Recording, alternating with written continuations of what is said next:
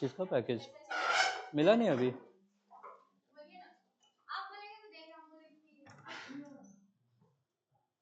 SHM वाला है notes वहां का कि लाना पड़ेगा? ठीक है।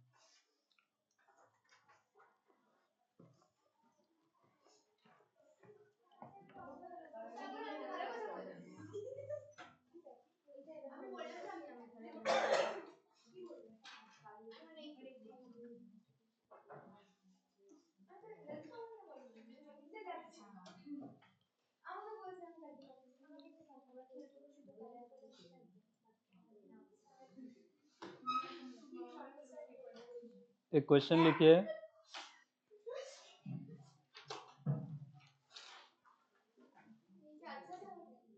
नहीं, खराब है। अच्छा क्यों करवाऊंगा? अच्छा करवाऊंगा तो छोड़ के निकल लोगे एक साल में, है ना? बुरा पढ़ाऊंगा तो 2 साल आओगे।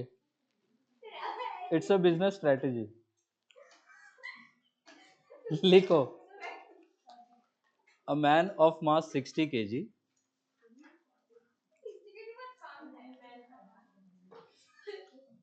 a man of mass 60 kg is standing on a platform.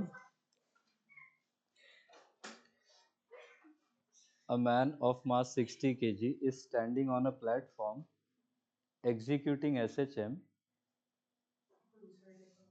executing SHM in a vertical direction, executing SHM in vertical direction. The displacement from its mean position, the displacement from its mean position is given by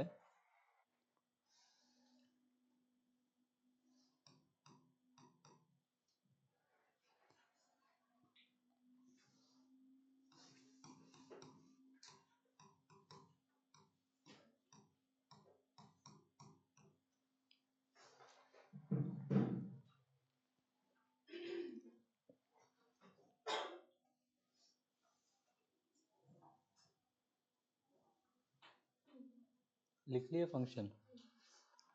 Find the minimum frequency f such that find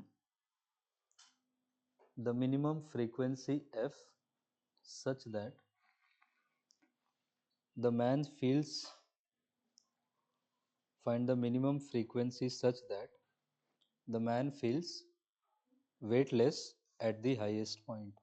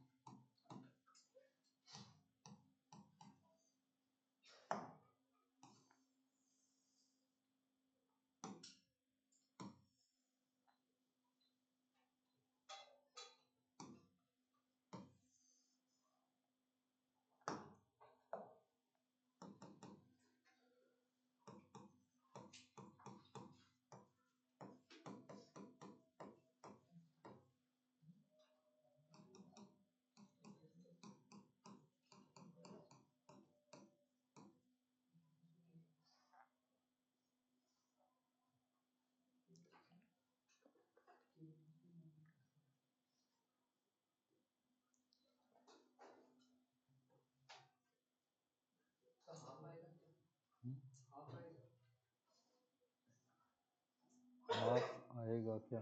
कैसे सोचे? Half तक कैसे पहुंचे?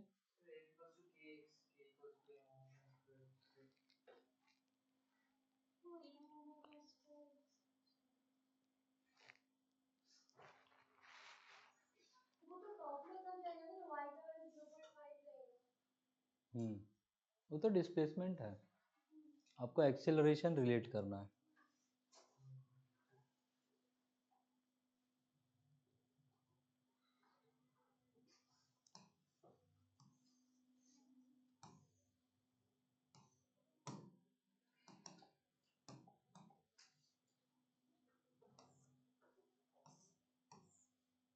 आप lift में खड़े हो, आप वेटलेस कब फील करोगे? फ्री फॉल में हो जाए। कहने का मतलब एक्सीलरेशन ऑफ द लिफ्ट अगर ए नॉट है, अगर इसका एक्सीलरेशन जी के बराबर हो जाए तो मैन कैसा फील करेगा? वेटलेस। इसमें भी नीचे आते time acceleration of S H M extreme पे है क्या? ये टॉप मोस्ट पॉइंट पे एक्सीलरेशन का फॉर्मूला आपने क्या पढ़ा है? ओमेगा स्क्वायर एक्स, और एक्स का वैल्यू कितना ले लेंगे? ए।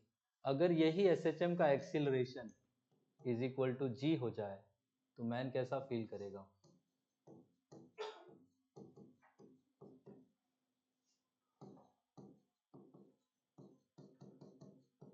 यही समझना है आपको। इन दोनों को इक्वेट कर दो, वहां से ओमेगा मिलेगा, वहां उसी से 2 पाई एफ करके एफ निकाल दो।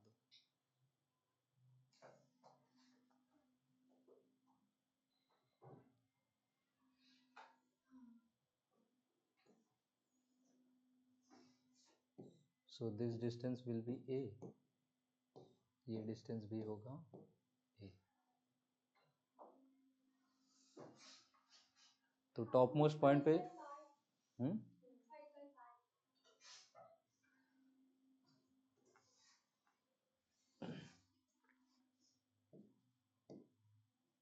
ए का वैल्यू कितना है? हाफ, और जी का वैल्यू ले लेंगे 10, तो ओमेगा स्क्वायर हो जाएगा कितना? 20। देयरफॉर ओमेगा हो जाएगा √20। आप चाहो जी के टर्म्स में भी आंसर छोड़ सकते हो, देखना कैसा पूछा है।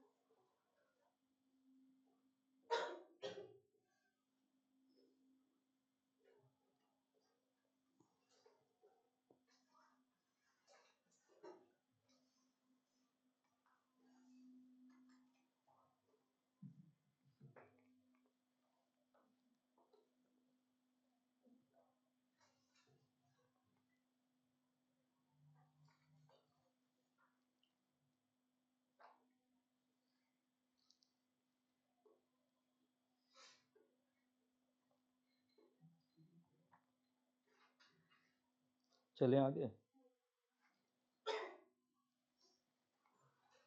इतनी तो बातें थी आपके नोट्स की, ठीक है।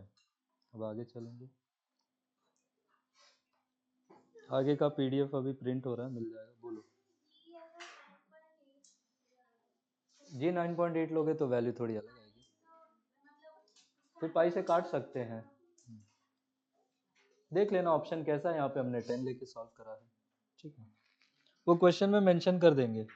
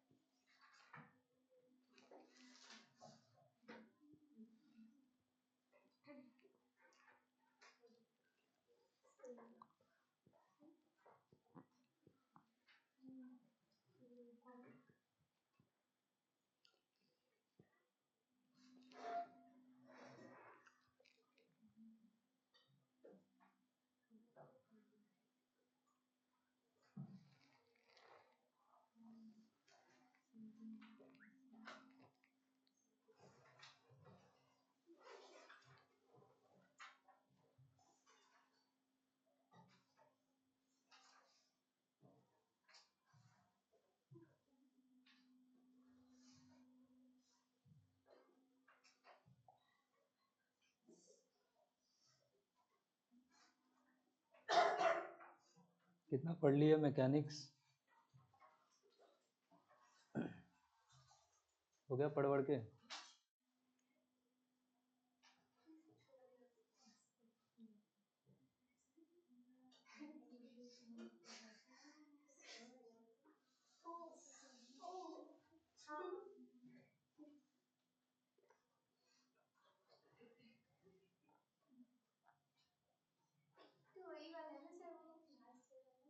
लास्ट ईयर यही दिया था।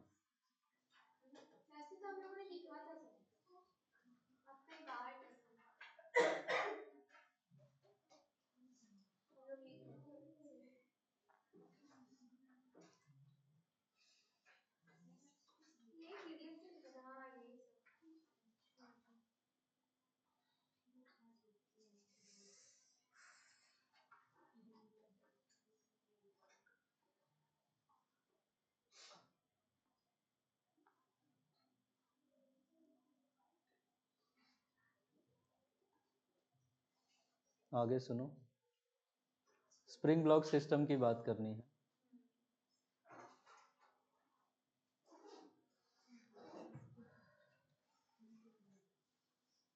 उसमें भी जाने से पहले कहीं पे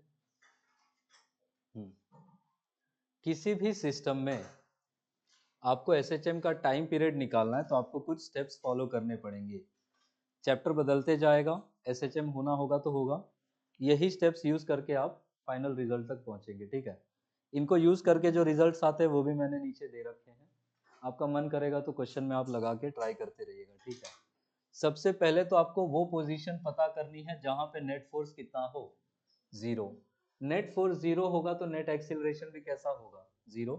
किस पोजीशन पे एक्सीलरेशन जीरो होता था, मीन पोजीशन। तो आपको सिस्टम दे के आपको वो पॉइंट पहले निकालना है जहां पे नेट फोर्स जीरो हो, वही पॉइंट कौन सी पोजीशन होगी, मीन पोजीशन। मीन पोजीशन निकालने के बाद पार्टिकल को आप स्मॉल अमाउंट से डिस्प्लेस करोगे मीन पोजीशन से, और आप force as a function of displacement लिखोगे। आ रहा है बात समझ में? पार्टिकल को थोड़ा सा क्या करेंगे हम, डिस्प्लेस, किधर से भी डिस्प्लेस नहीं करने का है, मीन पोजीशन निकाल के मीन पोजीशन से थोड़ा सा डिस्प्लेस करके हम नेट फोर्स लिखेंगे ऑब्जेक्ट के ऊपर कितना लग रहा है। ठीक है, यही नेट फोर्स जो है वो डिस्प्लेसमेंट का फंक्शन आना चाहिए। यहां से हम फर्दर फोर्स को मास इनटू एक्सीलरेशन करेंगे और हमें acceleration as a function of displacement निकालना है। हमें पता है कि एसएचएम रिप्रेजेंट होना है तो ए का मैग्नीट्यूड किसके बराबर होना चाहिए, ओमेगा स्क्वायर एक्स के। तो अगर हमारे पास A as a function of x आया हुआ है तो लेफ्ट में ए, राइट में एक्स, इसको छोड़ के जो कुछ भी दिखेगा वो सब किसका वैल्यू हो जाएगा, ओमेगा स्क्वायर। तो आपने force as a function of displacement लिखा, फोर्स को मास इनटू एक्सीलरेशन करके या मास से डिवाइड करके आपको acceleration as a function of displacement मिलेगा। वो एक्सीलरेशन मिलने के बाद आप simply a is equal to omega square X से कंपेयर करोगे और यहां से क्या निकालोगे, ओमेगा, और फिर लास्ट स्टेप में आप t इज इक्वल टू क्या कर दोगे, 2 पाई बाय ओमेगा। ठीक है, सपोज हम स्प्रिंग ब्लॉक सिस्टम की ही बात करें, स्प्रिंग ब्लॉक सिस्टम में हम यही स्टेप्स यूज करना चाहें तो how do we proceed. Spring block system मतलब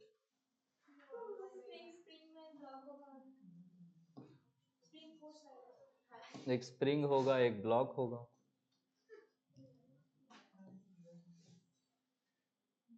और वो वॉल से अटैच रहेगा। ये ब्लॉक का मास m है, स्प्रिंग का मास k है। ठीक है, सपोज यही अभी मीन पोजीशन भी है, आपको मीन पोजीशन से थोड़ा सा क्या करना है। अच्छा, मीन पोजीशन में ये बताओ स्प्रिंग कैसी लेंथ में होगी, नेचुरल लेंथ में। स्प्रिंग में इलोंगेशन या कंप्रेशन कितना होगा, जीरो। तो स्प्रिंग फोर्स भी कितना होगा, जीरो। हम बोलेंगे नेट फोर्स भी कितना होगा, जीरो, और नेट एक्सीलरेशन भी कितना होगा, जीरो। तो यही वाली पोजीशन इसकी कौन सी पोजीशन हो जाएगी, this will be the mean position. अब मीन पोजीशन मिलने के बाद हमें क्या करना होता है, इसको थोड़ा सा हम डिस्प्लेस कर देंगे। आपने सपोज इसको डिस्प्लेस किया बाय एन अमाउंट एक्स, अरे चुप हो जाओ पीछे। तो हमने इसको थोड़ा सा एक्स डिस्प्लेसमेंट आगे डिस्प्लेस किया। अब स्प्रिंग फोर्स किस तरफ जनरेट होगा, पीछे की तरफ, और अगर डिस्प्लेसमेंट x है, क्या यही स्प्रिंग फोर्स इसको पीछे लाने की कोशिश करेगा? तो यही स्प्रिंग फोर्स आपका क्या हो जाएगा, यही हो जाएगा हमारा रिस्टोरिंग फोर्स। और अगर हमने स्प्रिंग को इलोंगेट करा है बाय एन अमाउंट x, ये एफ का वैल्यू कितना आ जाएगा? क्या हम माइनस के एक्स लिख सकते हैं डायरेक्शन भी अकाउंट फॉर करके? आप ये बताओ कि ये जो फोर्स है, स्प्रिंग फोर्स और डिस्प्लेसमेंट, क्या ये दोनों एक दूसरे के ऑपोजिट है? तो ये माइनस साइन बस वो डायरेक्शन का ऑपोजिट होना बता रहा है। अब यही जो स्प्रिंग फोर्स है, क्या यही नेट फोर्स भी है along the direction of motion? लग तो ग्रेविटी और नॉर्मल भी रहा है, बट वो मोशन के परपेंडिकुलर लग रहा है, हम उसको नहीं लेके चलेंगे। तो यही नेट फोर्स को हम फर्दर किसके बराबर पुट कर देंगे, मास इनटू एक्सीलरेशन। तो Fs की जगह पे हम लिखेंगे m into A is equal to, Fs का ही वैल्यू कितना था, माइनस के एक्स। यहां से a को हम क्या लिख सकते हैं, माइनस के बाय एम इंटू क्या, x। हमें कंपेयर किससे करना है इसको, a इज इक्वल टू, या माइनस डायरेक्शन के लिए माइनस भी लगा लो। तो लेफ्ट में a है, यहां भी a है, राइट में x है, यहां भी है। बचा हुआ जो भी कार्यक्रम है वो किसके बराबर होना चाहिए, ओमेगा स्क्वायर। वहां पे बचा हुआ कार्यक्रम है क्या, k बाय एम। तो ओमेगा स्क्वायर का वैल्यू आया k बाय एम, तो ओमेगा कितना आएगा, root under k by M. अगर हमें ओमेगा पता है, क्या फिर हम टाइम पीरियड बता सकते हैं using the formula 2 pi by omega. और वहां पे जब हम ओमेगा का वैल्यू पुट करेंगे तो हमें टाइम पीरियड का फॉर्मूला क्या मिल जाएगा, 2 pi under root M by K. इतना समझ पाए? ठीक है।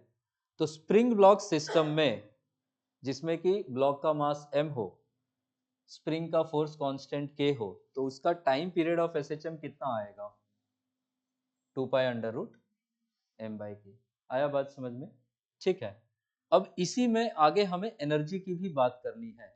स्प्रिंग क्या इलोंगेट और कंप्रेस जैसे जैसे होगा, उसके अंदर कौन सी एनर्जी आएगी, स्प्रिंग पोटेंशियल एनर्जी आएगी या इलास्टिक पोटेंशियल एनर्जी आएगी? तो हम बोलेंगे एसएचएम में, स्प्रिंग ब्लॉक सिस्टम की बात कर रहा हूं, जो पोटेंशियल एनर्जी होगी वो कौन स्टोर करेगा, स्प्रिंग करेगा। और ब्लॉक मोशन में होगा तो ब्लॉक के पास कौन सी एनर्जी होगी, काइनेटिक एनर्जी होगी। आ रहा है बात समझ में? तो काइनेटिक एनर्जी किसके रिस्पेक्ट में निकालेंगे, ब्लॉक के रिस्पेक्ट में। और पोटेंशियल एनर्जी किसके रिस्पेक्ट में निकालेंगे हम, स्प्रिंग के रिस्पेक्ट में। आ रहा है बात समझ में? अब ये डेरिवेशन मैंने नोट्स में नहीं किया हुआ है कहीं पे, हेडिंग लगाइएगा पहले, या आपको 1 मिनट में पीडीएफ ही दे दूं ना, क्यों हेडिंग वेडिंग लगाओगे? पिछले वाले में था क्या, ओ माय गॉड, तब तो ठीक है। स्प्रिंग वाला है ना, बस एनर्जी वाला यहाँ दे रहा हूं मैं अभी पीडीएफ,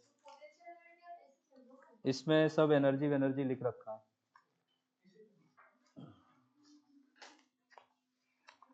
ये एक एक ले लो ना।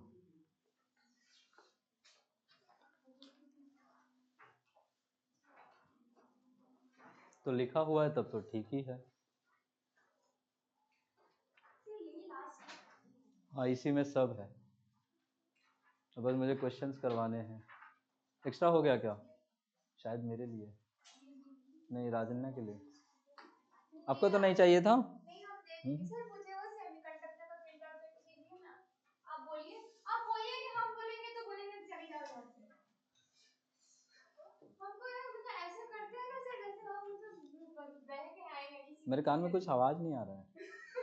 नहीं सर, हम ऐसा हमारे तुम्हारे साथ कान ऐसा में व्यवहार होता है कि हम बह के आए हैं सर नदी के साथ।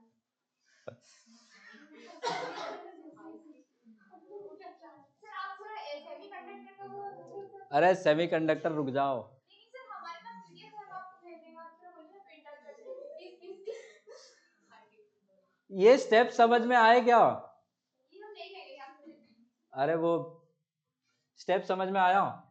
सबसे पहले वो पोजीशन निकालेंगे जहां पे नेट फोर्स कैसा हो। वो कौन सी पोजीशन होगी, मीन पोजीशन। मीन पोजीशन से हमेशा ही डिस्प्लेसमेंट कितने कैसा देना है, स्मॉल डिस्प्लेसमेंट देना है। और हम वहां पे क्या लिखेंगे, net force as a function of displacement. इसी नेट फोर्स को किससे रिप्लेस करेंगे, मास इनटू एक्सीलरेशन। और हम निकालेंगे acceleration as a function of displacement. वहां से हम कंपेयर करके क्या निकालेंगे, ओमेगा स्क्वायर। रूट लेके निकालेंगे ओमेगा और वहां से टाइम पीरियड कितना आ जाएगा 2π√m/k। समझ पाए इतना? ठीक है, आगे सुनो। एनर्जी में तो पोटेंशियल एनर्जी किसके पास होगा? स्प्रिंग के पास। और काइनेटिक एनर्जी किसके पास होगा? ब्लॉक के पास। फर्स्ट पेज पे आओ। स्प्रिंग में अगर इलोंगेशन x का है तो उसमें पोटेंशियल एनर्जी कितना स्टोर्ड होता है? हाफ के एक्स स्क्वायर होता है। x इज इक्वल टू क्या फंक्शन होता है हमारे पास? a sine omega t. X square कितना हो जाएगा? a square sine square omega t. तो energy of S H M as a function of time हमें ये मिलेगा हाफ के A square into sine square omega t. अभी हम फ्रीक्वेंसी कंपेयर करना चाह रहे हैं तो साइन स्क्वायर थीटा को, क्या कॉस टू थीटा को ये लिखा जा सकता है 1 - 2 साइन स्क्वायर थीटा। इस 2 साइन स्क्वायर थीटा को यहां ले जाए, कॉस टू थीटा को वहां ले जाए, तो 2 साइन स्क्वायर थीटा का वैल्यू कितना होगा? 1 - cos 2 थीटा। और 2 को भी नीचे भेज दे तो 1 - cos 2 theta by 2। Sine square theta को इससे रिप्लेस करना है। एंगल कैसा हो रहा है, डबल या हाफ? यहाँ थीटा है, यहाँ पे 2 थीटा, एंगल कैसा हो रहा है? डबल। तो साइन स्क्वायर थीटा को अगर 1 - cos 2 थीटा बाय 2 लिखा है, साइन स्क्वायर ओमेगा टी को क्या लिखेंगे? 1 - cos 2 ओमेगा टी बाय 2। तो हमने यहाँ पे साइन स्क्वायर ओमेगा टी को किससे रिप्लेस करा? 1 - cos 2 ओमेगा टी बाय 2 से। ठीक है, ये 2 को हमने बाहर भेज दिया, ये कितना बन गया? हाफ। ये हाफ इंटू हाफ कितना हो जाएगा? 1/4 K square into 1 - cos 2 omega T. हमारे एसएचएम में टी के साथ फ्रीक्वेंसी कितना है? ओमेगा। काइनेटिक एनर्जी में, ये सॉरी पोटेंशियल एनर्जी में टी के साथ कितना ओमेगा है? 2 ओमेगा। वहां के कंपैरिजन में यहाँ पे एंगुलर फ्रीक्वेंसी डबल हुई है या हाफ हुई है? डबल हुई है। अगर एंगुलर फ्रीक्वेंसी डबल हुई है तो लीनियर फ्रीक्वेंसी भी कैसी हुई होगी? डबल ही हुई होगी। आ रहा है बात समझ में? तो आपको यहां से ये याद रखना है कि एसएचएम का फ्रीक्वेंसी जो भी होगा उसका 2 टाइम्स से कौन ऑसिलेट करेगा? Potential energy. तो एसएचएम का फ्रीक्वेंसी अगर 5 हर्ट्ज है तो पोटेंशियल एनर्जी का फ्रीक्वेंसी कितना होगा? 10। आया बात समझ में? तो potential energy twice the frequency से ऑसिलेट करेगा। क्या ये बात समझ पा रहे हो? तो ये है फंक्शन एज अ, तो this is potential energy as a function of time. अब ये पोटेंशियल एनर्जी को मैक्सिमम होना है तो वन में से जो चीज सब्ट्रैक्ट हो रही है क्या वो मिनिमम होनी चाहिए? ये समझ पा रहे हो? ये मैं एक लॉजिक दे रहा हूं। कॉस का मिनिमम वैल्यू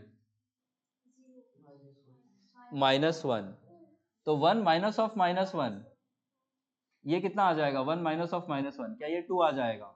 वो 2 इस 4 को काट के क्या कर देगा? तो आपके पास के स्क्वायर के टर्म्स में क्या आ जाएगा? हाफ के ए स्क्वायर। इतना बात समझ पाए? तो ये तो है किसी टी टाइम पे पोटेंशियल एनर्जी। ठीक है, this is a function of time. इसके बगल में प्लीज लिख लीजिएगा,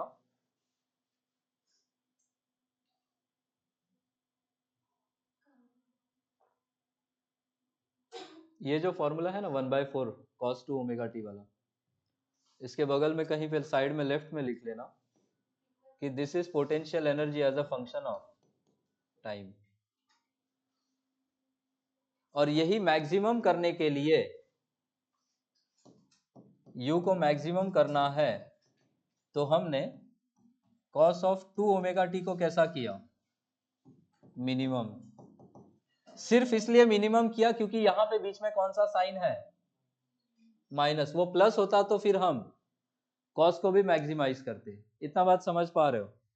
तो यहां से मैक्सिमम पोटेंशियल एनर्जी का फॉर्मूला क्या हो जाएगा? हाफ के ए स्क्वायर। और पीछे में अगर हम बात करें, जो स्प्रिंग ब्लॉक सिस्टम की हमने बात करी थी, वहीं से एक रिलेशन आता है k is equal to M omega. Omega omega का वैल्यू कितना आया था? क्या √k/m? ओमेगा स्क्वायर कितना आएगा? k/m। और k को हम किससे रिप्लेस कर सकते हैं? m ओमेगा स्क्वायर से। तो ये जो हाफ के ए स्क्वायर है, बस इस k की जगह पे हम क्या पुट कर देंगे? m omega square. तो आपका फॉर्मूला एम्पलीट्यूड के टर्म्स में या ये m के टर्म्स में क्या आ जाएगा? m omega square square by 2। इतना समझ पाए? ठीक है, सर पर वो फ्रीक्वेंसी तो ट्वाइस होगा जब वो कॉस के टर्म्स में इक्वेशन रहेगा, साइन में तो वो सेम ही रहेगा। अभी काइनेटिक एनर्जी में आ रहा है, वो फ्रीक्वेंसी ऑलवेज 2 टाइम्स ही होगा, आप कॉस लो चाहे साइन लो। वो हाफ की square sine square omega T आपने जहाँ लिखा है वहाँ पर तो वो तो ओमेगा का टर्म है। आपको कभी भी फ्रीक्वेंसी कंपेयर करनी है, आइशी आज ही स्टार्टिंग में मैंने क्वेश्चन दिया था 9 cos स्क्वायर वाला, आपने मोशन एनालाइज करने के लिए क्या उसको साइन में नहीं कन्वर्ट किया? तो जब भी आपको फ्रीक्वेंसी एक फंक्शन आपका साइन ओमेगा टी है, तो आप साइन स्क्वायर ओमेगा टी से उसको कंपेयर नहीं करेंगे, आप उसको कंपेयर करने के लिए भी किस में चेंज करेंगे? पावर डिग्री से लेते हैं। आ रहा है बात समझ में? तो इसलिए हम उसको किस में कन्वर्ट करेंगे, साइन में या कॉस में, ताकि हमें वो फ्रीक्वेंसी समझ में आए। ठीक है, तो ले देके कहानी आपको याद ये रखनी कि एसएचएम का फ्रीक्वेंसी कितना टाइम्स हो जाता है, 2 टाइम्स। आगे आपको याद रखना है काइनेटिक एनर्जी भी 2 टाइम्स होता है। आ रहा है बात समझ में? मैकेनिकल एनर्जी का कितना टाइम्स हो जाएगा फिर? अगर काइनेटिक 2 टाइम्स है, पोटेंशियल भी 2 टाइम्स है, तो मैकेनिकल एनर्जी कितना टाइम्स होना चाहिए? 2 टाइम्स या 4 टाइम्स? कांस्टेंट रहता है, कांस्टेंट रहता है मैकेनिकल एनर्जी, तो उसका frequency zero. DC current constant value रखता है, उसका फ्रीक्वेंसी जीरो। तो कोई भी चीज कांस्टेंट है तो वो चेंज ही नहीं हो रहा है ना, तो उसका फ्रीक्वेंसी ऑफ चेंज कितना है? जीरो। तो याद क्या रखोगे? काइनेटिक एनर्जी का फ्रीक्वेंसी 2 टाइम्स, पोटेंशियल एनर्जी का फ्रीक्वेंसी 2 टाइम्स, लेकिन मैकेनिकल एनर्जी का जीरो। सिंपली इसलिए क्योंकि वो कैसा रह जाएगा? कांस्टेंट। आई बात समझ में? काइनेटिक एनर्जी एसएचएम में क्या ब्लॉक के पास होगा? हम half M V square use कर सकते हैं ब्लॉक के लिए।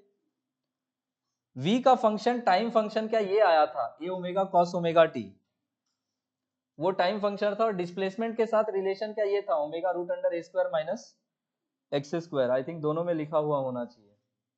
यहां ध्यान दो, अगर क्या हुआ, वो नहीं अभी जरूरत नहीं उसका, उसको रुक जाओ, वो है नहीं, वो उसको जानबूझ के निकाल दिया था मैंने, उसको लास्ट में बता दूंगा, बट एज ऑफ नाउ अभी रिक्वायर्ड नहीं है। जब स्प्रिंग ब्लॉक करवाऊंगा तो 4 रिलेशंस लिखने हैं बस। एनीवेज हम यहाँ पे थे, अगर v is equal to A omega cos omega t है, v स्क्वायर कितना हो जाएगा? A square omega square cos square omega t. क्या कॉस स्क्वायर ओमेगा टी को किससे रिप्लेस कर सकते हैं? 1 plus cos two theta by 2 से। सुबह के क्वेश्चन में भी यही किया था हमने। तो हम यहाँ पे हाफ इंटू एम के साथ जब वी स्क्वायर मल्टीप्लाई करेंगे तो टाइम फंक्शन हमें क्या मिलेगा? Half into M into V square की जगह पे क्या पुट कर देंगे? A square omega square into cos square omega t. क्या यहां से ऐसा देख के बोलेंगे इधर भी ओमेगा है, साइन में भी ओमेगा है, तो सेम फ्रीक्वेंसी? नहीं, हम इसको फिर से किस में चेंज करेंगे? कोसाइन में लेके आएंगे उसको। फॉर्मूला यही है, cos टू थीटा का फॉर्मूला क्या ये था, एक 2 cos स्क्वायर थीटा माइनस 1। इस 1 को यहां भेज के 1 प्लस कॉस टू थीटा को क्या लिख सकते हैं? 2 cos स्क्वायर थीटा। और सिंपली cos स्क्वायर थीटा को क्या लिख सकते हैं? 1 plus cos of 2 theta by 2। cos square omega T को क्या लिख लेंगे? 1 plus cos 2 omega T by 2। यहां पे पहुंचे कैसे, समझ में आया? तो अब अगर यहां तक पहुंच पाए हो तो आप बस मुझे ये बता दो कि अब फ्रीक्वेंसी इसका भी कितना है। ये हाफ को यहां भेज दिया, M omega square A square by 4 into 1 plus cos 2 omega T, इसका भी फ्रीक्वेंसी कितना टाइम्स है? 2 टाइम्स है एसएचएम की फ्रीक्वेंसी का। अब यहां ध्यान दो, पीछे माइनस था तो हमने के को मैक्सिमम करने के लिए उसका मिनिमम वैल्यू लिया था, और यहाँ पे अब प्लस है तो अब इसका वैल्यू कैसा लेंगे? मैक्सिमम। कोसाइन का मैक्सिमम वैल्यू प्लस 1, 1 प्लस 1 2, ये 2 नीचे से कट जाएगा तो बाई 2। तो के मैक्स का भी मैक्सिमम वैल्यू, क्या वही फंक्शन आया है? बिल्कुल। एक क्या हम ये भी लिख सकते हैं, हमें पता है v is equal to omega root under A square minus X square होता है, v स्क्वायर को क्या लिख सकते हैं? ओमेगा स्क्वायर इंटू क्या, ए स्क्वायर माइनस एक्स स्क्वायर। उसको भी यहां पुट कर सकते हैं, तो एक फंक्शन ये आएगा। एक मिनट, हाँ ठीक है।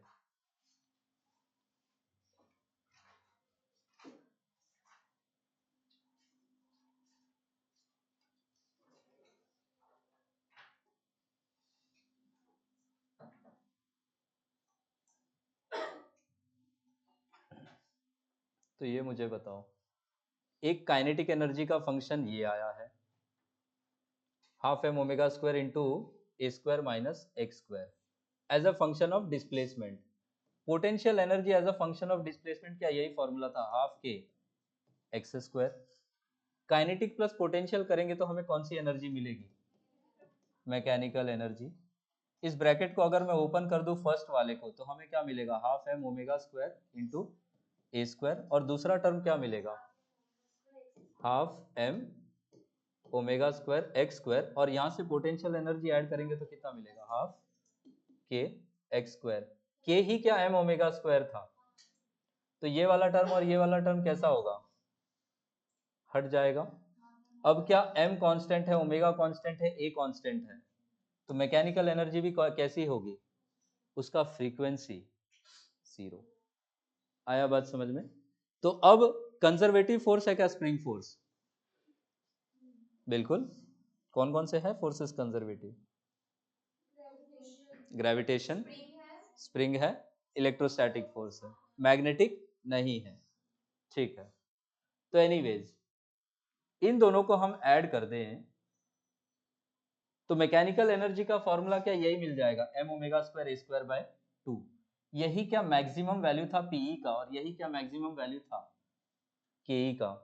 कंजर्वेटिव फोर्सेस के लिए क्या रिलेशन हम ये पढ़ते ही हैं, and spring force being conservative, क्या एसएचएम में भी यही रिलेशन आएगा कि जो मैकेनिकल एनर्जी होगा वो पी का मैक्सिमम वैल्यू होगा या के का मैक्सिमम वैल्यू होगा, या इसी को हम लिख सकते हैं काइनेटिक प्लस पोटेंशियल का सम। इनिशियल फाइनल फाइनल भी आप लिख ही सकते हो। याद आपको ये रखना है कि इन एसएचएम मैकेनिकल एनर्जी कैसी रहती है, कंजर्व्ड। काइनेटिक बढ़ेगी तो पोटेंशियल घटेगी, और काइनेटिक कम होगी तो मीन पोजीशन पे सारी एनर्जी किस फॉर्म में होगी, काइनेटिक, क्योंकि मीन पे क्या मैक्सिमम होता है, वेलोसिटी। तो वेलोसिटी मैक्सिमम है तो काइनेटिक एनर्जी मीन पे कैसी होगी, मैक्सिमम। मिनिमम क्या होगी मीन पे, पोटेंशियल एनर्जी। अब ग्राफ समझना, 0, t/4, t/2, 3t/4 और यहाँ पे t। वन टाइम पीरियड में ये फ्रीक्वेंसी अगर एसएचएम का है तो इसी का डबल फ्रीक्वेंसी किसका होना चाहिए, काइनेटिक और पोटेंशियल एनर्जी का। ये ब्लैक वाला है टोटल एनर्जी, ये तो कैसी रहेगी, कांस्टेंट। मीन पे कौन सा एनर्जी 0 होता है, पोटेंशियल। एक्सट्रीम पे पोटेंशियल कैसा होता है, मैक्सिमम। पोटेंशियल को देखना, काइनेटिक, क्या ये काइनेटिक कह रहा हूं, पोटेंशियल एनर्जी यहाँ पे टी टाइम है, उतने में कितनी बार मैक्सिमम मिनिमम रीच कर रही है, क्या 2 बार मैक्सिमम और 2 बार मिनिमम। ये कितनी बार मैक्सिमम मिनिमम रीच कर रही है, एक बार मैक्सिमम, एक बार मिनिमम। तो एसएचएम में कितनी बार मैक्सिमम मिनिमम रीच किए, एक एक बार। लेकिन पोटेंशियल में 2 बार। यही हम कहते हैं कि उसकी फ्रीक्वेंसी, हाँ मिनिमम 3 बार। अरे उसको भी ले लेंगे तो फिर सब गड़बड़ हो जाएगा मैथमेटिक्स, 0 के आगे, ठीक है। 0 से तो कहानी शुरू ही हो रही है, अभी पिक्चर शुरू ही नहीं हुई, कैसे बता दे हीरो कौन है। आया समझ में। तो ये वही ग्राफ है कि जितने में एक ऑसिलेशन एसएचएम का कंप्लीट होगा उतने में इसके कितने ऑसिलेशंस हो जाएंगे, 2। यही मतलब है फ्रीक्वेंसी डबल होने का। एक्सट्रीम्स पे कौन मैक्सिमम होता है, ये सॉरी मीन पे कौन मैक्सिमम, काइनेटिक। तो काइनेटिक का graph x is equal to ये t इज इक्वल टू 0 पे कहां से शुरू होगा, ऊपर से। आ रहा है समझ में। और p का नीचे से, ये है एसएचएम और ये होगा मैकेनिकल एनर्जी। अब इसमें भी देख सकते हो डिस्प्लेसमेंट के साथ, x इज इक्वल टू 0 पे कौन सी एनर्जी मिनिमम, पोटेंशियल। कौन सी मैक्सिमम, काइनेटिक। और दोनों का सम हमेशा कैसा रहेगा, कांस्टेंट। अच्छा आपसे ये पूछ लेते हैं किस पॉइंट पे काइनेटिक और पोटेंशियल इक्वल होगा, याद है क्या, a/√2, वो आगे है। ये ग्रीन वाला किसका ग्राफ होगा, जो ये मीन पे मैक्सिमम है, काइनेटिक। कौन मिनिमम होगा मीन पे, पोटेंशियल, दोनों क्या इस पॉइंट पे ग्राफ को ये इंटरसेक्ट कर रहे हैं, तो हम बोलेंगे इस पॉइंट पे दोनों ही एनर्जीज कैसी होंगी, इक्वल होंगी। के का फॉर्मूला क्या यही था, half M omega square A square minus X square, और पोटेंशियल का फॉर्मूला जो स्प्रिंग में था हाफ के एक्स स्क्वायर या M omega square x square by 2 था। इसको जब हम इक्वेट करेंगे तो हमें एक्स के दो वैल्यूज मिलेंगे, plus minus A by root two. तो आपको याद रखना है कि ए बाय रूट टू इधर और ए बाय रूट टू इधर दोनों एनर्जीज कैसी होंगी, इक्वल होंगी, और वो होंगी कितनी, M omega square A square by 4। आया बात समझ में? तो PE is equal to KE is equal to के टर्म्स में 1/4 के स्क्वायर या M omega square A square by 4, और ये कहाँ पे होगा, x is equal to plus और minus A by root two पे। आया समझ में काइनेटिक पोटेंशियल और ये सब? आगे सुनो, तो ये बताओ काइनेटिक का फ्रीक्वेंसी और पोटेंशियल का फ्रीक्वेंसी SHM का कितना टाइम्स होता है, 2 टाइम्स। मैकेनिकल एनर्जी कैसी होती है, कांस्टेंट, तो इसकी फ्रीक्वेंसी 0, और मैकेनिकल कांस्टेंट होती है, इसका वैल्यू हमें निकालना है तो ये फॉर्मूला यूज कर लोगे। यहाँ पे ये एवरेज वैल्यू दे रखा है, एवरेज भी तो वही आ जाएगा। ये बताओ मुझे काइनेटिक का किसी भी टाइम फंक्शन का एवरेज वैल्यू निकालने के लिए क्या यही तरीका है? पता नहीं पहले कभी ये बताया है कि नहीं, मुझे लग रहा है बताया है।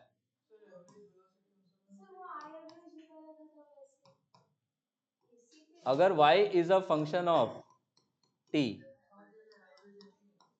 देन ये मैथ्स में यही फॉर्मूला ही है एवरेज निकालने का। ऊपर हम क्या इंटीग्रेट करते थे, इंटीग्रेशन y dt, और नीचे इंटीग्रेशन dt। यही हमने यहाँ पे किया है किसका एवरेज निकालने के लिए, काइनेटिक का एवरेज निकालने के लिए। काइनेटिक का फंक्शन क्या यही आया था, ठीक है।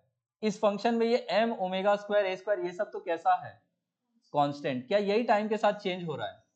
हम इसी का एवरेज निकाल ले तो क्या हमें काइनेटिक का एवरेज मिल जाएगा। अब साइन स्क्वायर फंक्शन हो या कॉस स्क्वायर फंक्शन हो, दोनों का ही एवरेज कितना आता है, हाफ। आ रहा है बात समझ में? ये रिजल्ट याद रखना, आपको एसी में भी काम आएगा, यहाँ पे भी काम आएगा। तो हमने यही लिखा है कि साइन स्क्वायर थीटा हो या कॉस स्क्वायर थीटा हो, दोनों का एवरेज वैल्यू कितनी आती है, हाफ। तो इस पूरे कार्यक्रम की जगह पे अगर हम सब्सटीट्यूट कर दें हाफ, हमें काइनेटिक का एवरेज वैल्यू कितना मिल जाएगा, क्या 1/4 टाइम्स हो जाएगा, ठीक है। तो नीचे कहीं लिखा होना चाहिए। सेम काम पोटेंशियल में करेंगे, पोटेंशियल में भी साइन स्क्वायर का एवरेज कितना हो जाएगा, वो अगेन हाफ आ जाएगा। तो इस हाफ से मल्टीप्लाई होकर आपके पास काइनेटिक का एवरेज या पोटेंशियल का average in one complete oscillation ये वैल्यू मिल जाएगा, और मैकेनिकल एनर्जी का एवरेज ये हो जाएगा। समझ में आ रहा है? ये सब थोड़ा रटना पड़ेगा आपको। यहां तक क्लियर है? चलो मैं आगे। ये ग्राफ पूछ रखा है एक बार जेई मेंस वगैरह में।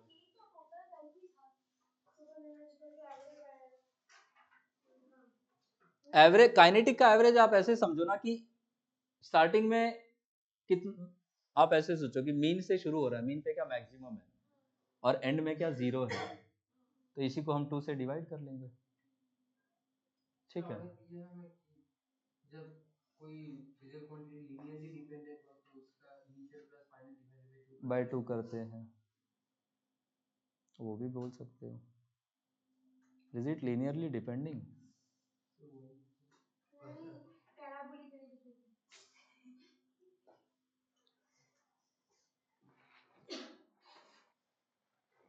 इतना याद रख पाएंगे अपन, ठीक है। डायरेक्ट फॉर्मूला बेस्ड क्वेश्चंस है नीट में।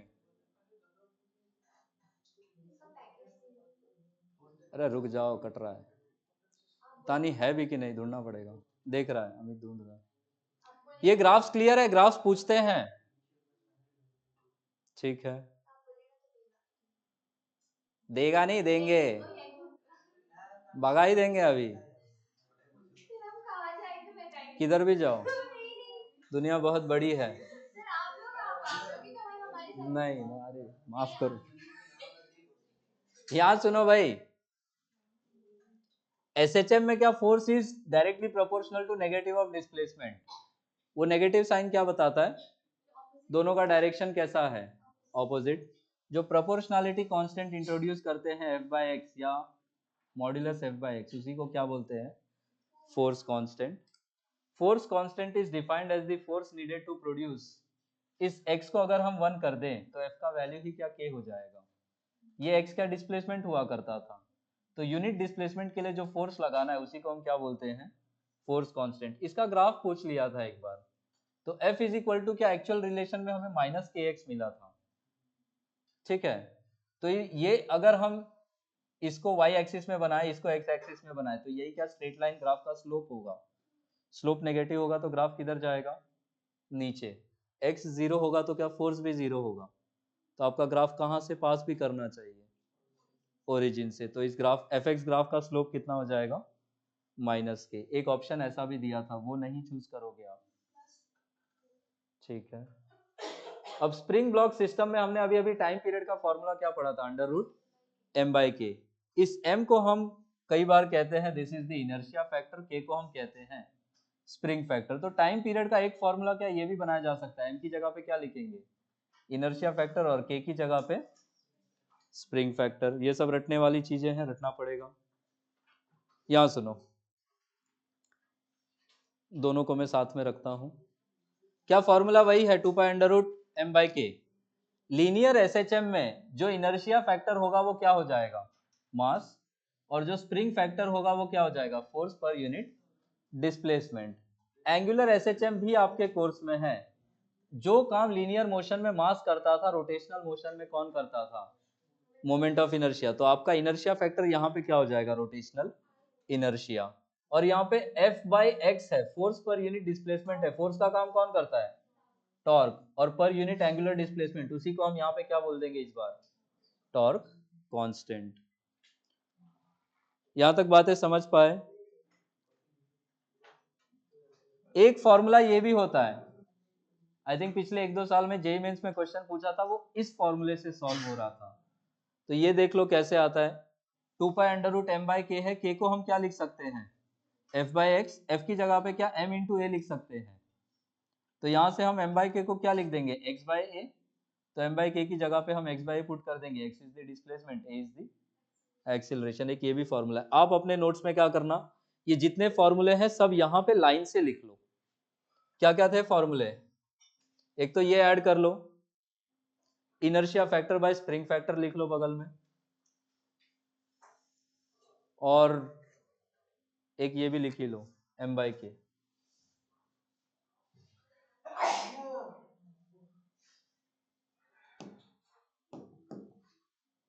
थोड़ा बच के रहो, सर्दी वर्दी है।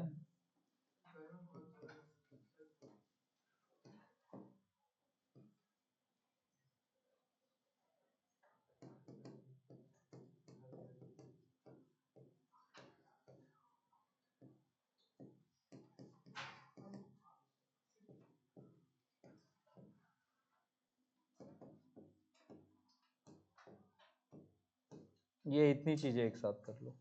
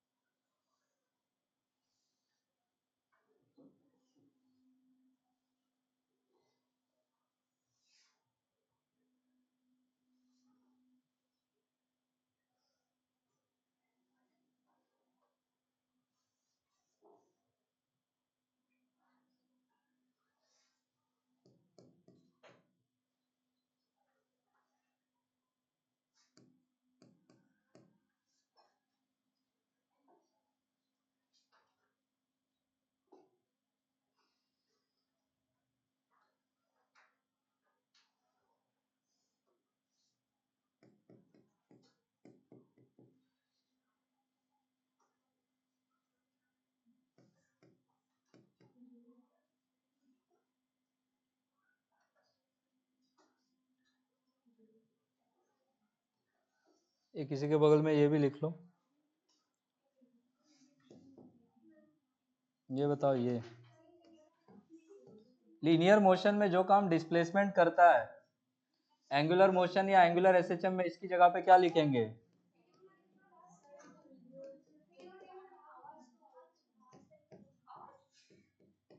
अरे क्या आवाज आवाज कर रहे हो?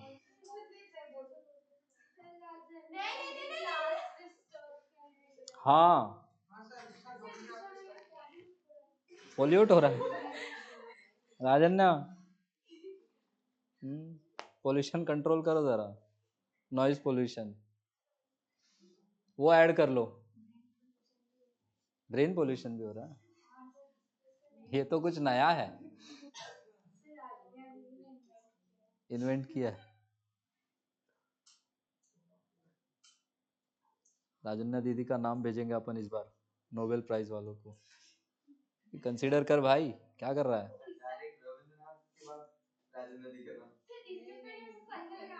नहीं नहीं, आप ही को अच्छा लगता है, बाकी को नहीं।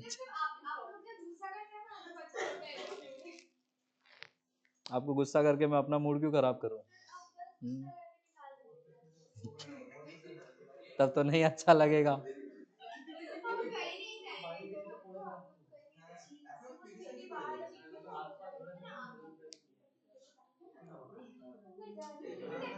आगे चलें?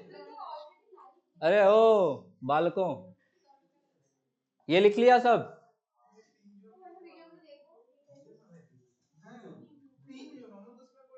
चलो लिख ही लिया सबने, हटा दूं? प्राची, हो गया? ये टाइम पीरियड का स्टेप समझ में आया था क्या? इसको देखो पेंडुलम में कैसे यूज करते हैं। पेंडुलम में यूज करने के दो तरीके हैं। एक बार हम बोलेंगे कि मीन पोजीशन से ये जो लीनियर डिस्प्लेसमेंट एक्स दिया है ये बहुत स्मॉल है, और एक, अरे चुप हो जाओ, एक बार हमने बोला यही जो एंगुलर डिस्प्लेसमेंट थीटा ये बहुत स्मॉल है। मैंने दोनों लॉजिक से सॉल्व कर रखा है, बस आपको स्टेप समझने हैं। सबसे पहले कौन सी पोजीशन ढूंढते हैं? Mean position. क्या ये वर्टिकल वाली पोजीशन ही पेंडुलम में मीन पोजीशन होती थी? क्योंकि ऊपर वाला टी नीचे किसके बराबर हो जाएगा? mg के, और नेट फोर्स कितना होगा? 0। यहां से हमें क्या स्मॉल डिस्प्लेसमेंट देना है? हमने इस बार ये स्मॉल लीनियर डिस्प्लेसमेंट दिया x की तरफ। अब इसके एफबीडी में क्या क्या फोर्सेस होंगे? अरे प्लीज चुप हो जाओ अरित्रा, इधर टेंशन होगा, इधर नीचे क्या होगा? mg होगा। इस टेंशन के क्या दो कंपोनेंट्स भी कर सकते हैं ऊपर। ये एंगल अगर थीटा है तो यहाँ पे वर्टिकल के साथ एंगल कितना होगा? थीटा। वर्टिकल कंपोनेंट कितना हो जाएगा? T cos theta. Horizontal component T sign theta. अब इसको यहां से जब रिटर्न आना है, क्या ये टी कॉस थीटा तो mg को बैलेंस करेगा? और अगर ये यहाँ पे रिटर्न ऐसे आना है इसको, तो इसको आने के लिए कौन फोर्स लेके आएगा? टी साइन थीटा लेके आएगा। ठीक है, तो इक्विलिब्रियम में टी कॉस थीटा ऊपर वाला नीचे mg के बराबर हो जाएगा, और यही टी साइन थीटा इसको लेकर आएगा, तो हम इसी को किसके बराबर पुट कर देंगे? मास टाइम्स एक्सीलरेशन नेट फोर्स के। इस ट्रायंगल से क्या हम साइन थीटा भी निकाल सकते हैं? ये एंगल थीटा है, ये x है, ये l है, साइन थीटा को क्या x बाय l लिख सकते हैं। ठीक है, तो यहां से t sine theta is equal to m into A, और ये कहां से आ गया a by G is equal to tan theta. अच्छा, इन दोनों को डिवाइड किया तो sine theta by cos theta क्या हो जाएगा? Tan theta a by G. Tan theta sine theta क्या सेम होता है?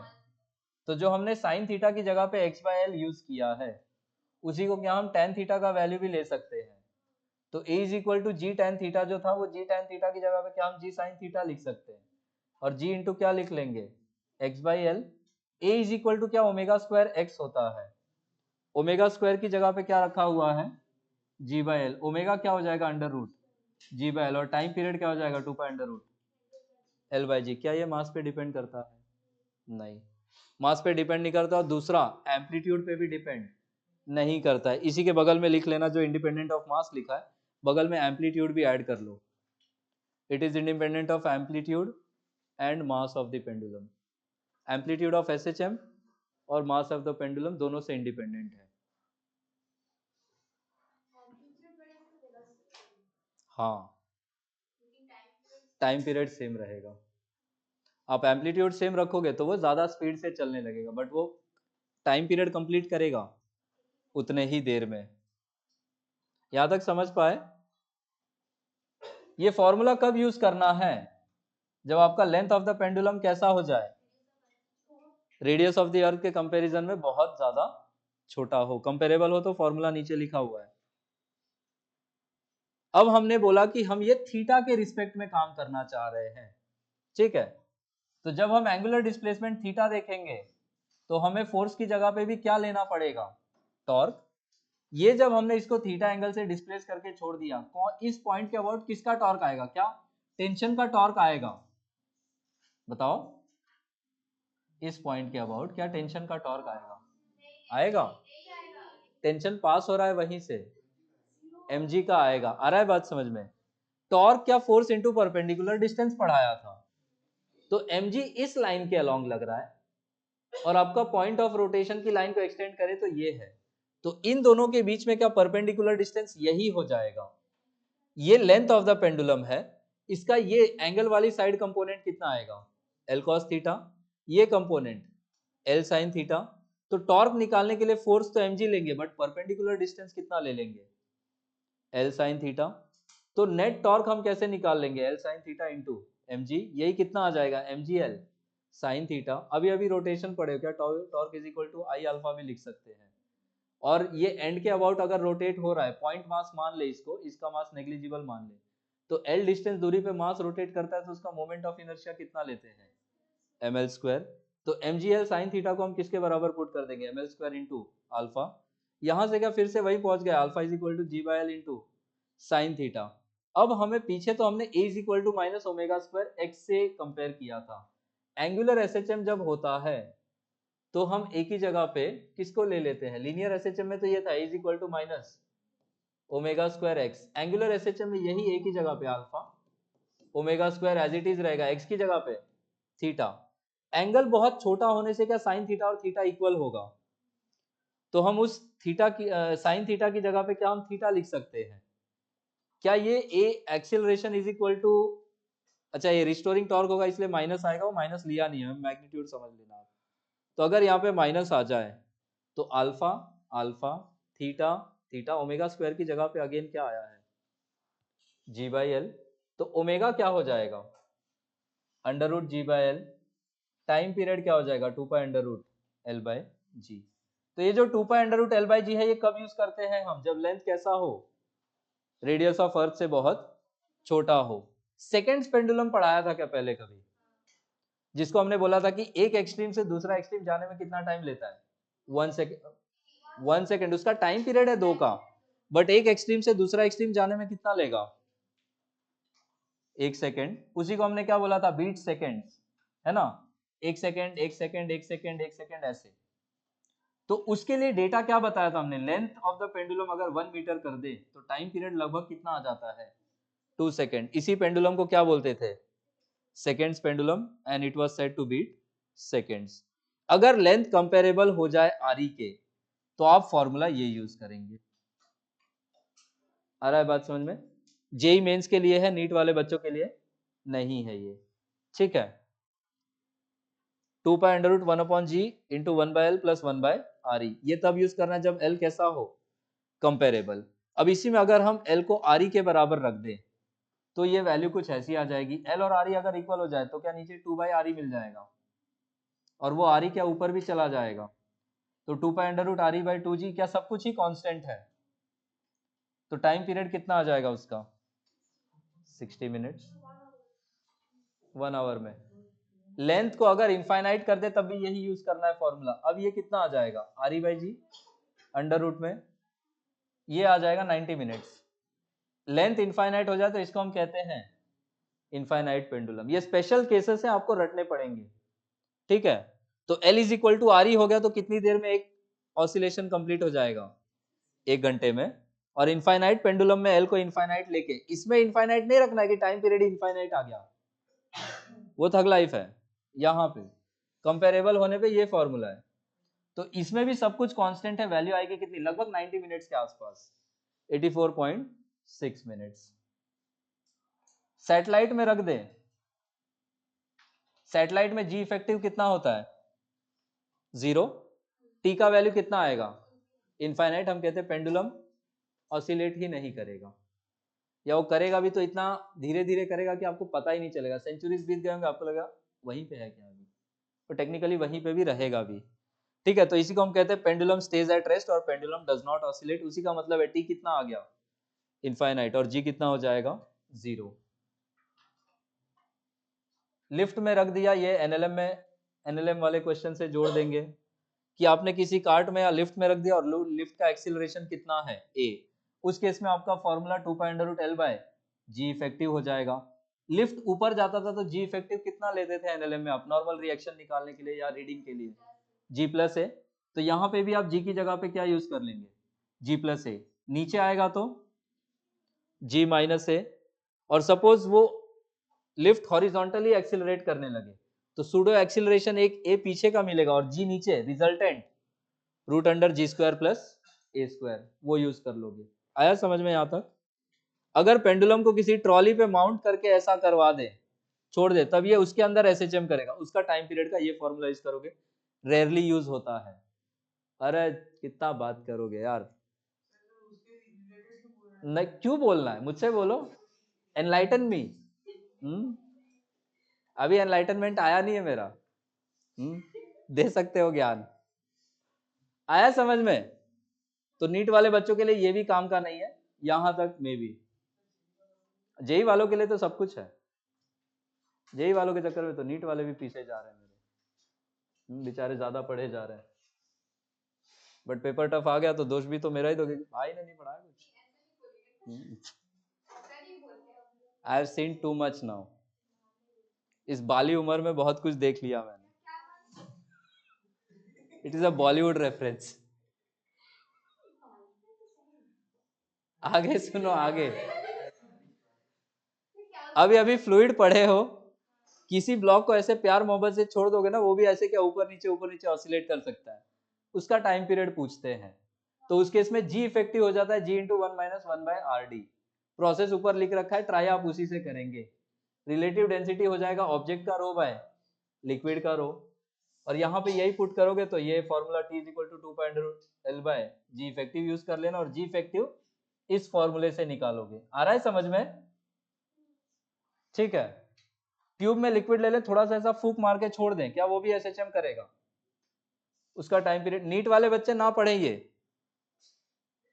पहले ही बता दे रहा हूं, आप चाहो तो नोट्स में क्रॉस मार लो, नहीं पूछा गया अभी तक। ठीक है, एक्सट्रीम केस में जब सब कुछ पढ़ के हो जाए जो कोर्स में पूछा है, उसके बाद ये सब रटे डेफिनेटली। ठीक है, तो अगर लिक्विड ऑसिलेट कर रहा है किसी यूट्यूब में, उसका हाइट इनिशियली h था, तो इसका जो फॉर्मूला आ जाएगा वो आ जाएगा 2 π/√h/g या L/2g। याद आपको ये रखना है इसमें कि it is independent of the cross sectional area और डेंसिटी ऑफ द लिक्विड, सिर्फ length of the liquid column पे डिपेंड करेगा और जी की वैल्यू पे डिपेंड करेगा। यहां तक समझ पाए।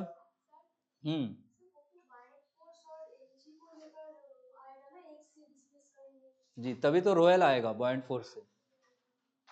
ठीक है, ये h है height of the undisturbed liquid in each limb, और L हो जाएगा total length of the liquid column. ये इस वाले लेंथ को हम निग्लेक्ट कर लेते हैं, ये सिलेंडर है, सिलेंडर ऑसिलेट करेगा तो ये फॉर्मूला यूज करोगे। सिलेंडर वाला देख लेना नीट वाले बच्चे, वो पूछा जा सकता है जैसा इस बार का पेपर था। और बाकी नीचे जो लिखा है फेजर्स का मैं ऑलरेडी भूल चुका हूं। आज क्या यही पढ़ाया था आपको कि वेलोसिटी x को कितने से लीड करता है, 90 से। एक्सीलरेशन v को कितने से लीड करता है, 90 से। लेकिन एक्सीलरेशन डिस्प्लेसमेंट को कितने से लीड करता है, पाई से। 90 डिग्री का लीड मतलब टाइम के टर्म्स में कितना हो जाएगा, T/4, क्योंकि एक पूरा 360 डिग्री का कितना होता है, capital T।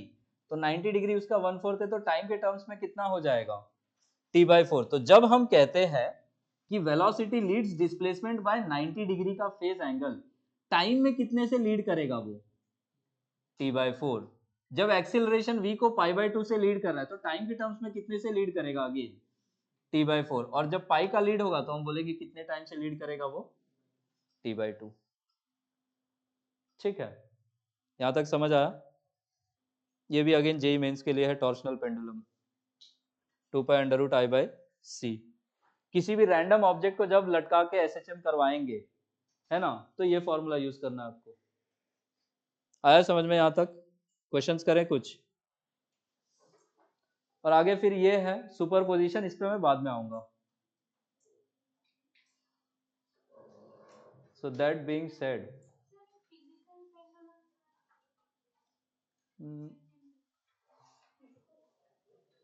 Anything that can oscillate वाला, I think so, I think so. फिर भी मैं देख के बता देता हूँ। उसका भी आई थिंक यही था। आई बाई सेफरिन को एक क्वेश्चन भेजा था मैंने ऐसे ही, बता रहा हूँ 2 मिनट में बता रहा हूँ। तो ये तो वे फॉर्मूलों की कहानी।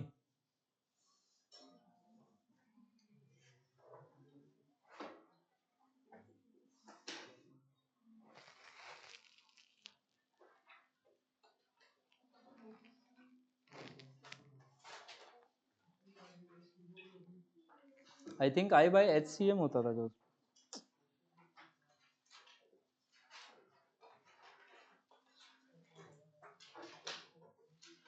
I/mgd।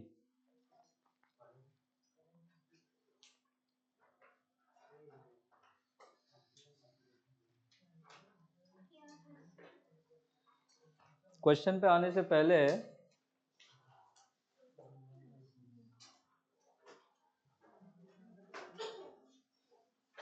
एक यहाँ पे एक फॉर्मूला और ऐड कर लो तो।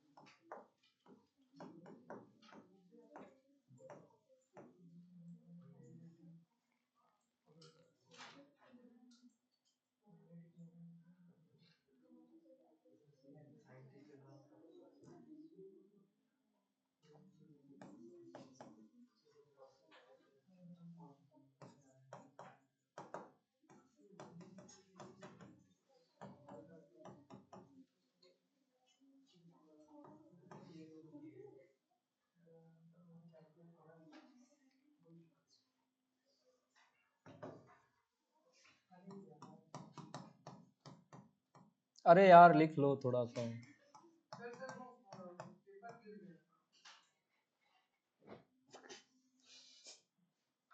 कुछ दिन में नंबर भी गिरेंगे जैसे लक्षण चल रहे हैं। ऐसा नहीं बोलूं, हरकतें सही रखो। मेरे शुभ बोलने से होता तो मैं रात दिन ना सबका नाम लेके चैंट करता कि इसका इतना नंबर आ जाए। ये सब छोड़ के क्लास में भी वही करवाता मैं।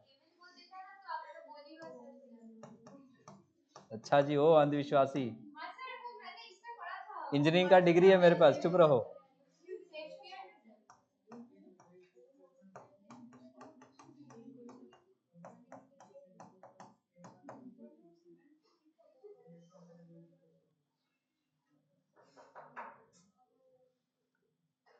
ये टॉर्शनल पेंडुलम वो है, वो टॉर्शनल स्प्रिंग होता है ना, उसमें किसी स्प्रिंग को थोड़ा सा कंप्रेस करके छोड़ दे तो वो ऐसा।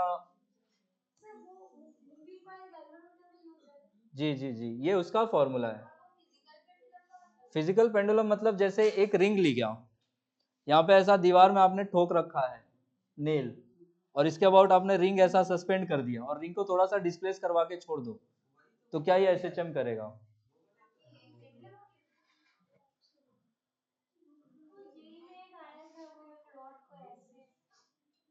उसमें यही यही करना है आपको। ये एम हो जाएगा मास,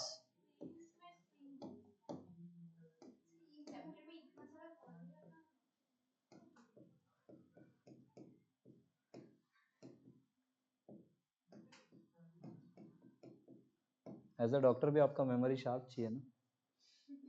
आजकल के डॉक्टर ना देख देख के दवाई दे रहे हैं, आपको पता है? क्या बात कर रहे हो?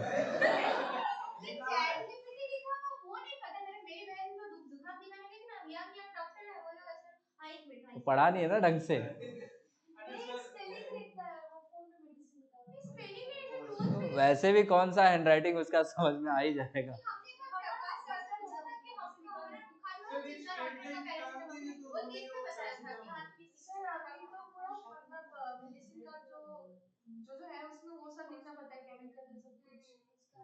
हाँ और वो डिटेल में लिखा है और जनरली अगर एलिजिबल है वो मतलब ब्रांड का नाम नहीं लिख सकते। अच्छा मतलब वो जो कंपोजिशन है वही लिखना है। फिर आप जो जो दवा देंगे वो उसका रिकॉर्ड भी रखना होता है। मैंने आप ज्यादा हार्ड ड्रग लिखा घाट नंबर घाट में मारा था अगर मैं कैमरा लगे यूज करें तो रॉड रिंग कोई भी उठ पटांग चीज ऑसिलेट करवाएंगे तो ये फॉर्मूले से यूज करना है, ठीक है। चले क्वेश्चंस पे। सुपरपोजिशन छोड़ के लगभग सभी पढ़ा दिया है मैंने।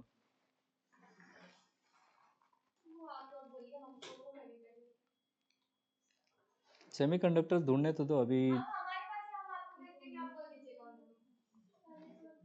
आपने कहा है, आपने कहा नोट, आपने प्रिंट आउट नहीं दिया था, हमने कितना कहा था। इस बार दे देंगे अलग प्रिंट आउट क्यों। लास्ट में होगा जो कौन सा पहले पढ़ी लोगी। नहीं नहीं कहा मैंने किसी से नहीं कहा है खुले कहने के लिए आपको नहीं पता तो हम कम नंबर आएंगे ना निकाल देंगे गलत होगा तो आपको नहीं पता। ठीक ही है, मार दीजिए मुझे। कोई नहीं मार रहा, अल्लाह मत करो। अच्छा मार्क्स आएगा तो ओ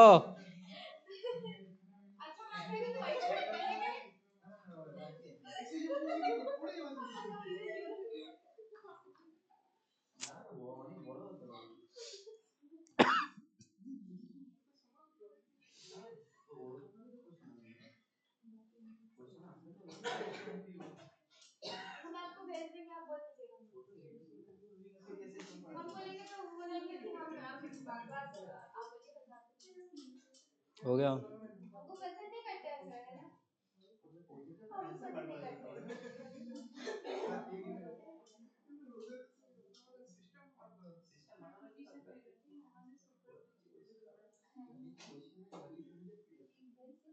सर एक चीज पूछे सर सर वो रिंग चैट सिस्टम वाले में जैसे सेंटर से एक डिस्टेंस छोड़ दे तो फिर एसएचएम करता है, तो सर अगर ग्रेविटेशन में इतना बड़ा एक रिंग लेके उसके सामने सेंटर से अगर एक डिस्टेंस दूर में स्मॉल लेवल मास में अगर छोड़ दे उसमें एसएचएम होगा, बिल्कुल होगा, क्यों नहीं होगा, होगा।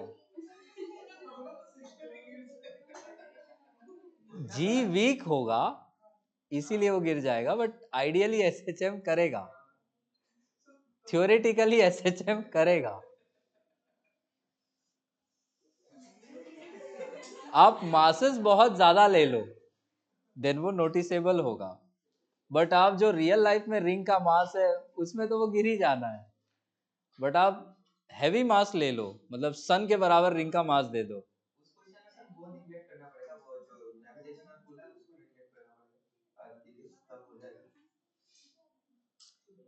करेगा, एसएचएम करेगा।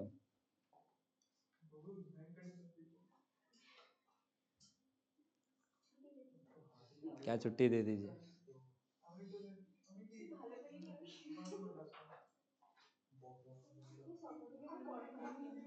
सर अभी शादी का इनविटेशन है, हम तो छोड़ के यहाँ तो दिन में थोड़ी जाओगी। नहीं सुबह से है, आईब्रो बात है, सुबह है आईब्रो बात। हाँ मतलब सर वो बैचलर नई सिटी की बनी है। शादी के बाद तो उसमें सिर्फ बैचलर्स आएंगे या शादीशुदा वाले आएंगे। सर वो ZNMT वाला हो जाएगा, वाइस उसका बोला खा लो बेटा, इसके बाद और नहीं मिलेगा। सर उसमें भी वाइस ZNMT आ जाएगा। शादी है कल सुबह से जाना पड़ेगा, फिर सैटरडे को विदाई है, फिर संडे को दे सकते हो गया। इस पूरे कार्यक्रम में कुछ छूट तो नहीं गया बताने को राजन नाम। नहीं सर वो लड़के का घर में इसमें एज ही नहीं होगा कि तुम्हें एज ही होगा।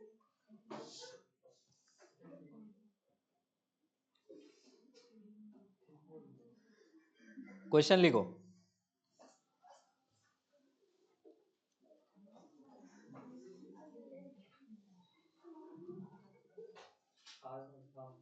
आप लोगों का यहाँ सब नहीं होता क्या? बैचलर से हमारे इधर दे आर लाइक जल्दी जल्दी ले, सात फेरा घूम और निकल। ऐसे कल से झेल। ग्वालियर में वो वाला सुना है सर? हम्म, सर ग्वालियर अभी तक में न्यूज आया था। क्या हो गया ग्वालियर में? शादी के 7 फेरे लेने के बाद आग लगी और दूल्हा को मार चला। अभी दूल्हे की जिंदगी में भी आग लगेगा, रुको। राग होगा। लिखो, a particle is executing SHM, a particle is executing SHM, the ratio of a particle is executing SHM, the ratio of potential and kinetic energy of the particle,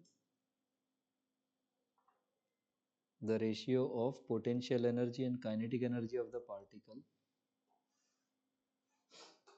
when its displacement is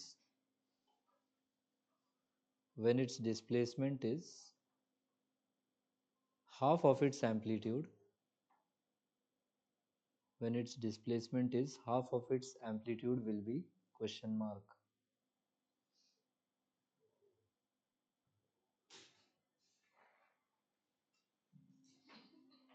PE by KE पूछा है।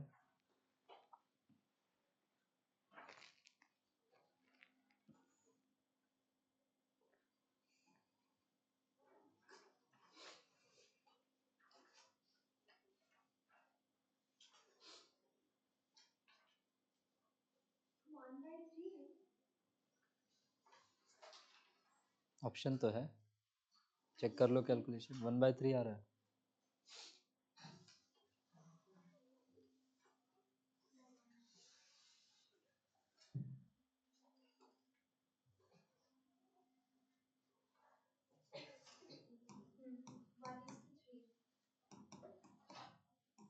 x is equal to कितना दिया था? a/2। You के लिए formula क्या use करोगे? Half K X square. और के के लिए आप यूज करोगे हाफ के A square minus X square. यही फॉर्मूला आपको यूज करना है। तो हाफ के तो कट जाएगा, ऊपर में आएगा a²/4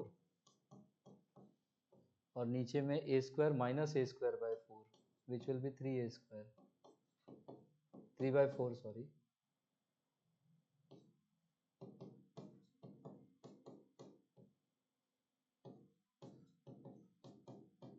तो आपका आंसर 1:3।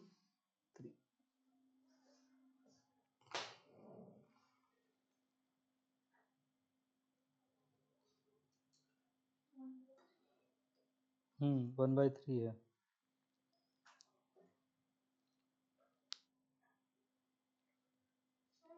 हम्म, कितना?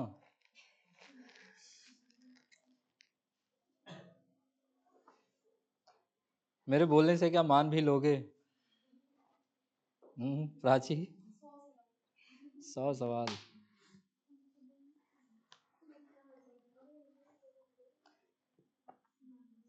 30, 40, 50 क्वेश्चन डेली बनाओ फिजिक्स में, तभी कुछ होगा। नहीं बनाओगे तो फिर कैसे होगा काम? अरे ओ, कैसा कैसा आवाज निकाल रहे? लिखो question. A particle is executing SHM. A particle is executing SHM along the x-axis. A particle is executing SHM along the x-axis if at a distance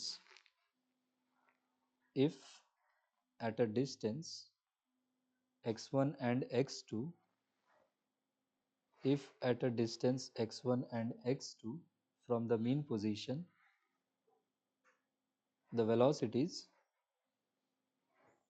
if at a distance x1 and x2 from the mean position, the velocities of the particles are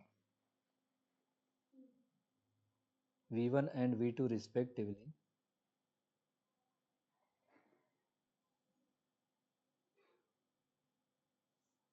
the time period of oscillation is given as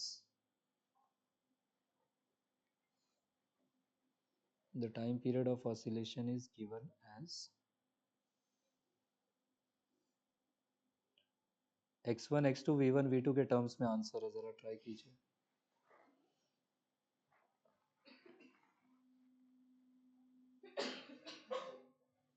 ये question दोनों ही exams में common है, JEE mains में भी पूछा गया है, NEET में भी रिपीट हुआ है। सॉल्व करो भाई द डूड्स।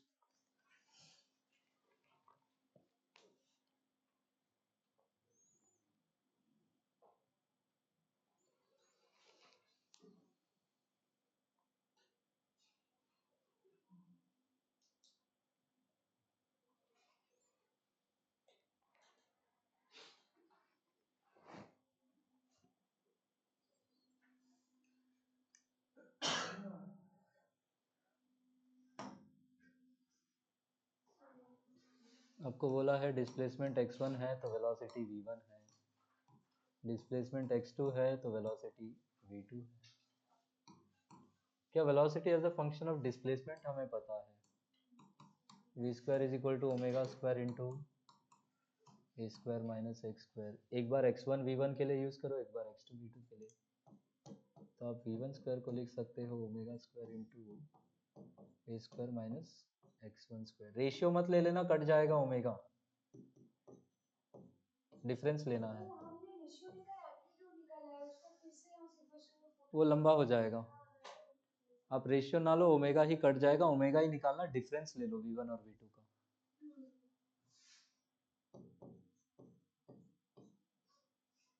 एग्जाम में जल्दी जल्दी में रेशियो लेके फिर परेशान रहोगे कि ये कहाँ पहुंच गए।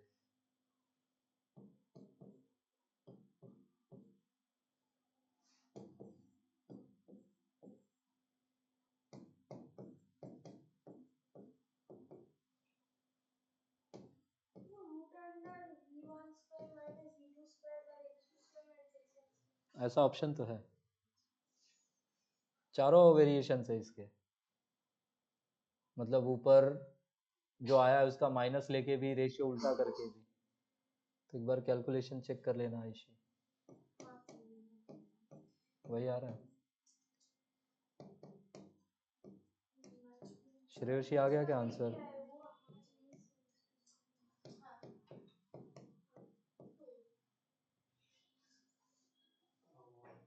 ऐसा आया, यहाँ से ओमेगा निकालोगे,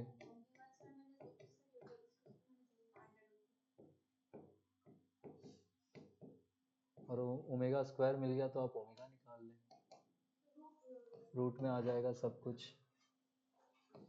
v1 square minus v2 square upon x2 square minus x1 square, and therefore हमें मिल जाएगा t is equal to 2 pi by omega, and this gives 2 pi under root, ratio को इन्वर्ट कर दो, x2 square minus x1 square upon, ये answer है।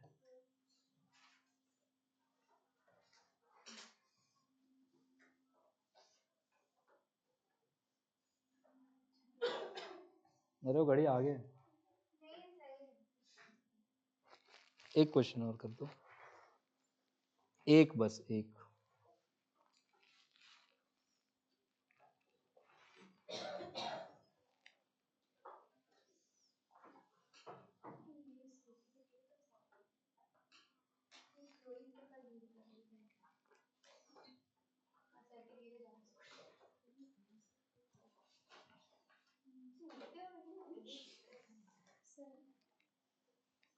अच्छा extra आ गया, कल रोहित कर, हम ही तो दिए आपको, कल रोहित आएगा तो उसको दे दीजिए।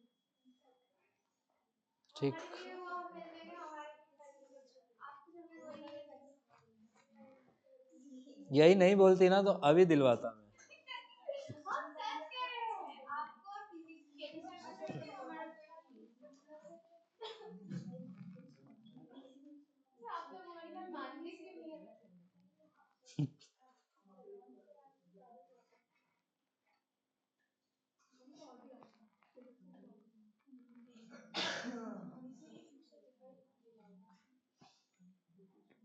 लिखो क्वेश्चन। लास्ट क्वेश्चन होगा आज का।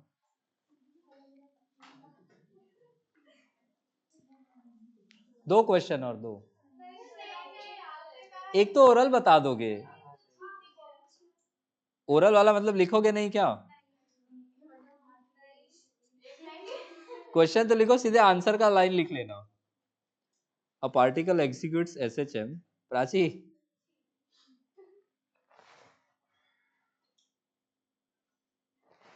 a particle executes SHM of amplitude capital A. The distance from its mean position. The distance from its mean position where its kinetic energy becomes. The distance from its mean position where its kinetic energy becomes equal to its potential energy is. बताओ, कोई बात थी? बस एक और करना है फिर जाना है। अरे इजी है वो भी।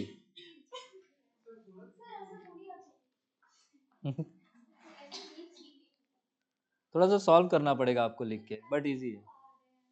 हाँ तो कल भी आ रहे हो तो क्या एहसान कर रहे हो?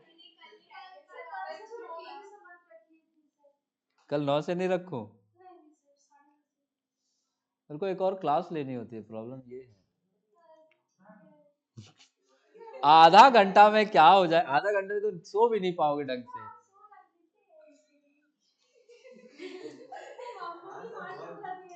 आप नारायण मूर्ति की आइडियल स्टूडेंट हो।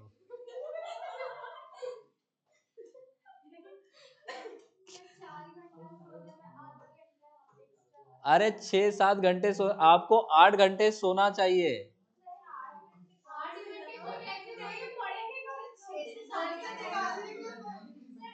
अरे कम पढ़ के आप बहुत अच्छा नहीं कर रहे हो, दिमाग क्या बोलूं मैं, लिखो क्वेश्चन जल्दी।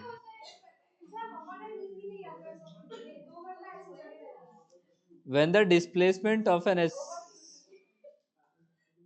when the displacement, last question है, when the displacement छोटा ही है of a simple harmonic oscillator, when the displacement of a simple harmonic oscillator is 1/3 of its amplitude, when the displacement of a simple harmonic oscillator is 1/3 of its amplitude, what is the ratio of total energy to its kinetic energy? What is the ratio of its total energy to its kinetic energy?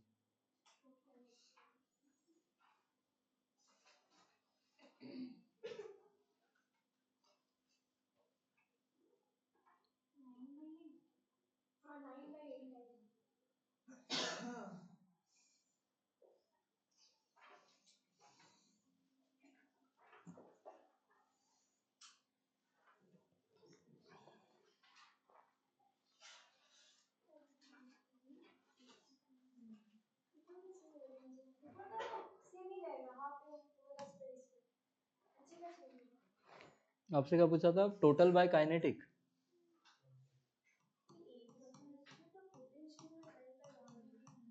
Total energy का formula बताएं क्या था? Half के A square था, और इसको हम क्या लिख सकते हैं? और x का वैल्यू कितना बोला था?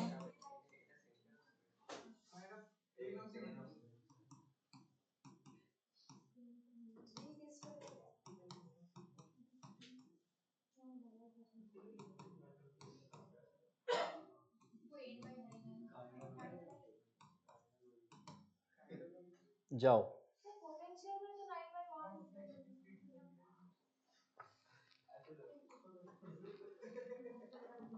तो कल इसको हम लोग कंप्लीट कर लेंगे। इसके बाद SHM, ये AC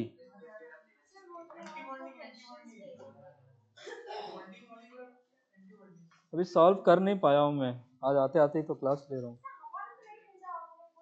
अरे आयशी आपका ये ऐसे कर नहीं रहा हूं मैं, ऐसे हो जा रहा है मुझसे। ऐसे करूंगा क्यों? आप तो मेरी पुरानी स्टूडेंट हो, कम ऑन। ऐसे इल्जाम ना लगाओ।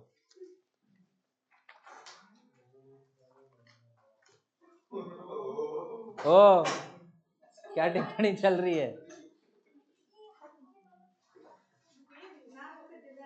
भैया होश में जोश तो है।